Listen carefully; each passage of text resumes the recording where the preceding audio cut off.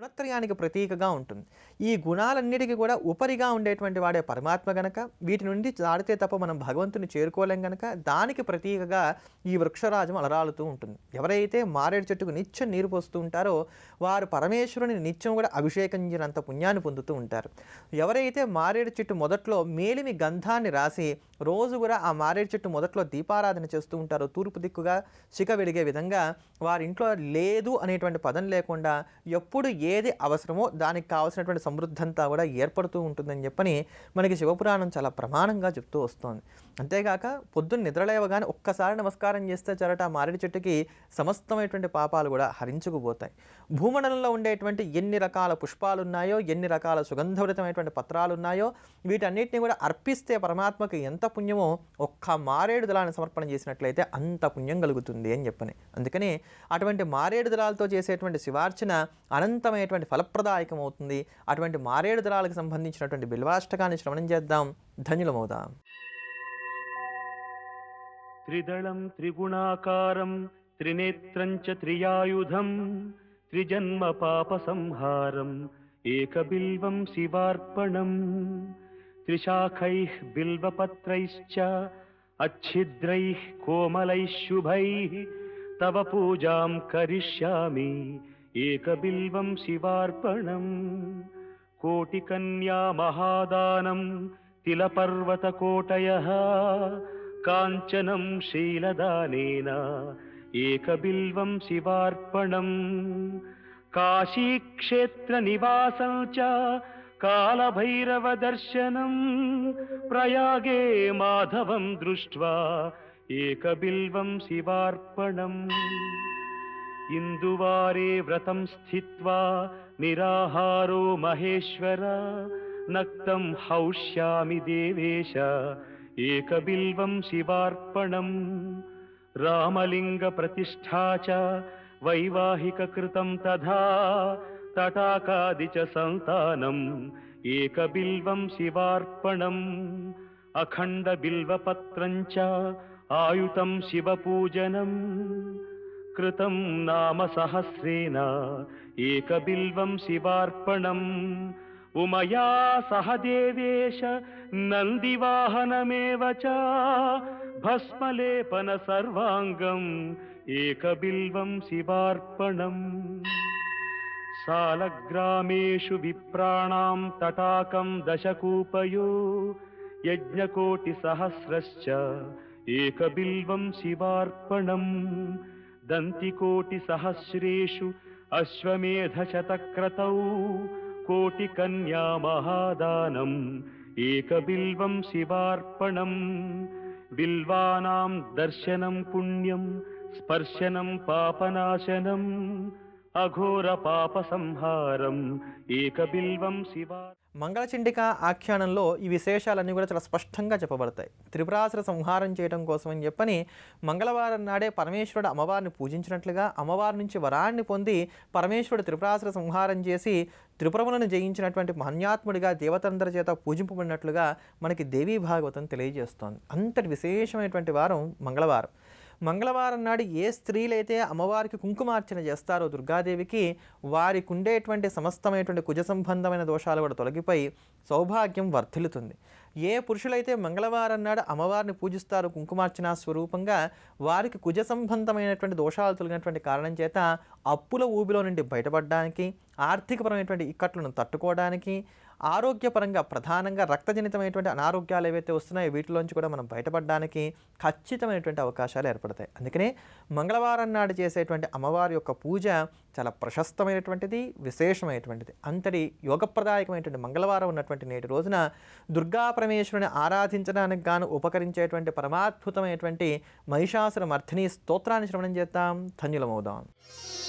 ఐగిరి నందిని నందితమోదిని విశ్వ వినోదిని నందినుతే గిరివర వింధ్య శిరోధిని వాసిని విష్ణు విలాసిని జిష్ణునుతే భగవతి హేషితి కంఠ కుటుంబిని భూరి కుటుంబిని భూరి కృతే జయ జయ హే మహిషాసురమర్దిని రమ్యకపర్దిని శైలసుతే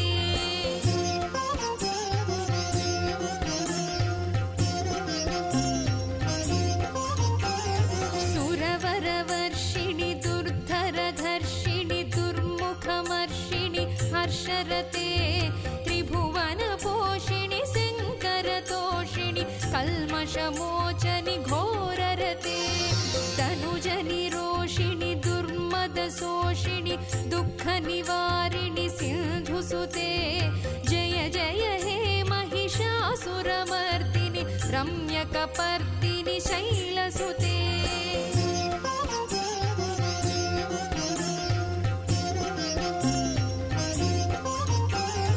अयि जगदम्ब कदम्ब वनप्रियवासविलासिनि वासरते शिखरि शिरोमणि तुङ्ग हिमालय शृङ्गनिजालय मध्यगते मधुमधुरे मधुकैटभगञ्जनि कैटभभञ्जनि रासरते जय जय हे महिषासुरमर्दिनि रम्यकपर्दिनि शैलसुते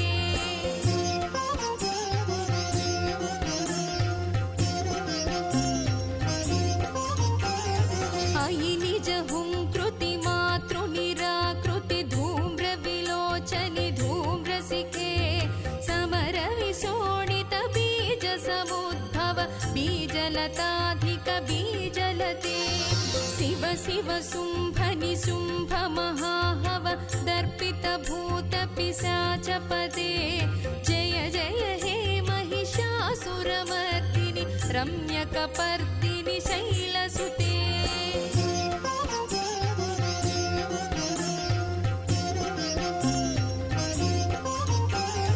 अयि भोसितमखिखण्डितकुण्डलितुण्डितमुण्डगजाधिपते रिपुगजगण्डविदारणखण्ड पराक्रमशौण्डमृगाधिपते निजभुजदण्डनिपातितचण्डनिपातितमुण्डभटाधिपते जय जय हे महिषासुरमर्दिनि रम्यकपर्दिनि शैलसुते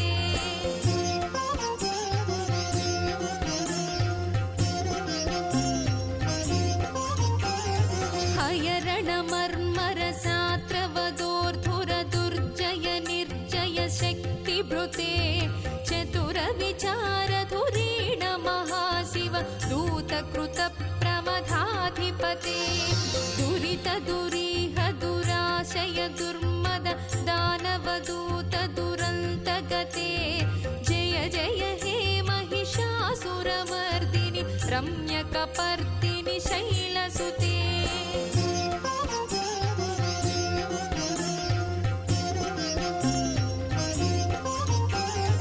अयि शरणागत वैरिवधूवर वीरवराभयदायकरे మన నిత్య దైనందిన జీవితంలో మనకి లలితా సహస్రనామ స్తోత్రం ఏ ప్రకారంగా ఉపకరిస్తుందో రోజు తెలుసుకుంటున్నాం కదా. ఆ క్రమంలో నేటి రోజున వార్ధక్యంలో వచ్చేటువంటి దోషాల నుంచి మనల్ని బయటపడవేసేటువంటి అద్భుతమైనటువంటి నామాన్ని గురించి తెలుసుకుందాం. ఆ నామమే ఓం ఐం హ్రీం శ్రీం జరద్వాంత రవిప్రభాయే నమః.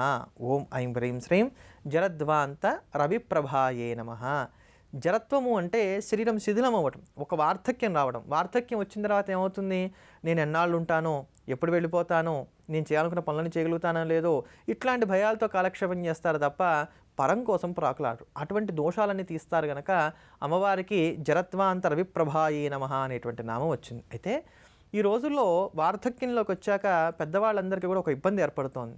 ఎవరు చూస్తారో తెలియదు. పిల్లలు ఎవరు దగ్గరలో ఉండట్లేదు. అయితే విదేశాల్లో ఉంటున్నారు, లేదా ఇక్కడ భారతదేశంలో ఉన్నా కానీ దగ్గరలో ఉండి చూసేటువంటి వారు కరువు అవుతూ వస్తున్నారు. ఆర్థికంగా, ఆరోగ్యపరంగా విపరీతమైనటువంటి ఇబ్బందులను ఎదుర్కోవాల్సినటువంటి స్థితి ఏర్పడుతోంది. కనుక అటువంటి దోషాలతో బాధపడేటువంటి వారందరూ కూడా